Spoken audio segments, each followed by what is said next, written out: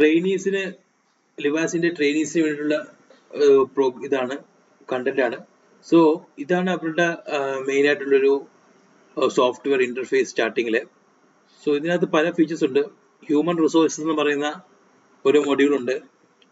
പിന്നീട് സർവീസസ് ഒരു മൊഡ്യൂൾ ഉണ്ട്. സെയിൽസ് എന്ന മൊഡ്യൂൾ ഉണ്ട്. പിന്നീട് ബില്ലിംഗ് ഒരു മൊഡ്യൂൾ ഉണ്ട്. എക്സ്പെൻസിന്റെ മൊഡ്യൂൾ ഉണ്ട്. ഇങ്ങനെ 5 മൊഡ്യൂളാണ് ബേസിക് ആയിട്ട് ഇതുവരെ ഉള്ളത്. ഈ പ്രൊഡക്റ്റ് ഇങ്ങനെ ഡെവലപ്പ് ചെയ്തുകൊണ്ടിരിക്കുകയാണ്. സോ ഇതുവരെയുള്ള മൊഡ്യൂൾസ് ആണ് 5 ഏതൊക്കെയാണ്? HR human resources, service, sales, expense and billing. 5 module. ഏതൊരു ബിസിനസ്സിനെ നമ്മൾ നോക്കുകയാണെങ്കിൽ അവർക്ക് HR ഹ്യൂമൻ റിസോഴ്സസ് ആവശ്യമുണ്ട് അല്ലേ? സ്റ്റാഫിന്റെ ജോയിനിങ്ങും സാലറിയും അറ്റൻഡൻസും ലീവും HR എന്ന് പറയും. ഹ്യൂമൻ റിസോഴ്സസ് മൊഡ്യൂൾ ആവശ്യമുണ്ട്. ഇതേപോലെ തന്നെ ഏതൊരു സ്ഥാപനത്തിനും സെയിൽസ് ഉണ്ട്. സെയിൽസ് ഇല്ലാതെ ഒരു സ്ഥാപനം ഇല്ല.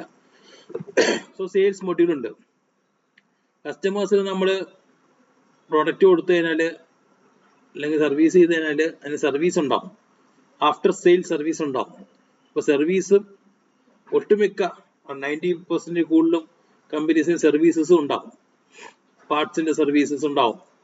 ഇപ്പൊ ഒരു ഫ്രിഡ്ജ് ആണെങ്കിൽ fridge service, water purifier service, അങ്ങനെ സർവീസസ് ചില റിക്കറിംഗ് സർവീസസും വരാം സർവീസ് ഇൻഡസ്ട്രി. സോ ഈ സർവീസസും ആവശ്യമുള്ള ഒരു മൊഡ്യൂളാണ്. പിന്നെ ബില്ലിംഗ് മൊഡ്യൂൾ, അതെല്ലാവർക്കും ആവശ്യമുള്ള മൊഡ്യൂളാണ്. ബില്ല് ചെയ്യുക, കസ്റ്റമർ സാധനം പറയുമ്പോൾ നമ്മൾ ബില്ല് ചെയ്ത് കൊടുക്കുക, ബില്ലിംഗ് മൊഡ്യൂൾ. പിന്നെ എക്സ്പെൻസ് മൊഡ്യൂൾ, അതായത് ഇപ്പോൾ സെയിൽസ് സ്റ്റാഫ് അല്ലെങ്കിൽ സ്റ്റാഫുകൾക്ക് ഉണ്ടാകുന്ന എക്സ്പെൻസുകൾ അവർ റിക്വസ്റ്റ് റേസ് ചെയ്യുക, അപ്രൂവൽ വാങ്ങിക്കുക, അതാണ് എക്സ്പെൻസ് മൊഡ്യൂൾ കൊണ്ട് ഉദ്ദേശിക്കുന്നത്. അതായത് ഓർഗനൈസേഷനിൽ ബന്ധപ്പെട്ട എക്സ്പെൻസുകളെല്ലാം ഹാൻഡിൽ ചെയ്യുന്നത്. സോ മെയിൻ ആയിട്ട് വരുന്നത് ഹ്യൂമൻ റിസോഴ്സസ്, സർവീസസ്, സെയിൽസ്. ഇത് കൂടാതെ ബില്ലിംഗും ഉണ്ട്, എക്സ്പെൻസും ഉണ്ട്. മനസ്സിലായെന്ന് വിചാരിക്കുന്നു. ഓക്കെ, ഇനി ഈ പറഞ്ഞ ഓരോ മൊഡ്യൂൾസ് ആണ് നമ്മൾ നോക്കേണ്ടത്. നിങ്ങൾ അറിഞ്ഞിരിക്കേണ്ട മൊഡ്യൂൾസ്, HR മൊഡ്യൂൾസിനകത്തുള്ള ഫീച്ചേഴ്സ് എന്തൊക്കെയാണെന്നുള്ള കേസ് നിങ്ങൾ അറിഞ്ഞിരിക്കണം. അതേപോലെ തന്നെ സർവീസിനകത്ത് സർവീസസിന് മൊഡ്യൂളിനകത്ത് എന്തൊക്കെയുണ്ട് ഫീച്ചേഴ്സ്, സെയിൽസിനകത്ത് എന്തൊക്കെ ഫീച്ചേഴ്സ് ആണ് ഉള്ളത്, ഇത് എത്രയും മെയിൻ ആയിട്ട് അറിഞ്ഞിരിക്കണം. പിന്നെ ബില്ലിങ്ങിലും എക്സ്പെൻസിലും എന്തൊക്കെയാണ് ഫീച്ചേഴ്സ് അറിഞ്ഞിരിക്കണം. പിന്നെ ഈ മൊഡ്യൂൾസ് ഒക്കെ വർക്ക് ചെയ്യണമെങ്കിൽ വേറെ ചെറിയ ചെറിയ മൊഡ്യൂൾസിന്റെ ആവശ്യമുണ്ട്. അത് ഏതൊക്കെയാണ്? കസ്റ്റമേഴ്സ്. കാരണം സർവീസ് റേസ് ചെയ്യണമെങ്കിൽ കസ്റ്റമേഴ്സിന്റെ ഡാറ്റ ഉണ്ടെങ്കിൽ അവർക്ക് സർവീസ് റേസ് ചെയ്യാൻ സാധിക്കുള്ളൂ. So service software, service module അല്ലെങ്കിൽ ബില്ലിംഗ് മൊഡ്യൂളിലൊക്കെ ഈ പറയുന്ന സംഭവം കസ്റ്റമേഴ്സ് എന്ന് പറയുന്ന ഒരു മൊഡ്യൂൾ ആവശ്യമാണ്. സോ അതുകൊണ്ടാണ്, പക്ഷെ മെയിൻ അല്ലെങ്കിലും സബാണിത്, സബ് ആയിട്ടുള്ള കാര്യമാണ്. സോ കസ്റ്റമേഴ്സ് എന്ന് പറയുന്ന മൊഡ്യൂളും കൂടെ ഉണ്ട്.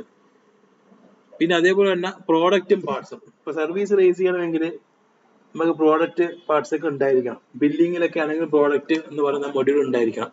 ഇതുണ്ടെങ്കിൽ, സെപ്പറേറ്റ് ഉണ്ടെങ്കിൽ, സബ് ആയിട്ട് ഉണ്ടെങ്കിൽ മാത്രമേ അതൊക്കെ വർക്ക് ആവുകയുള്ളൂ. അപ്പൊ ഈ കസ്റ്റമേഴ്സും ഈ പ്രോഡക്ട്സ് എന്ന് പറയുന്ന ഈ 2 മൊഡ്യൂൾസ് സർവീസസിനും ബില്ലിങ്ങിനൊക്കെ ആവശ്യം വരുന്ന മൊഡ്യൂൾസ് ആണ്. അതിനെ സഹായിക്കുന്ന സബ് മൊഡ്യൂൾസ്. ഇതൊക്കെ ആവശ്യമായിട്ടുള്ള ബേസിക് തിങ്സ് ആണ്.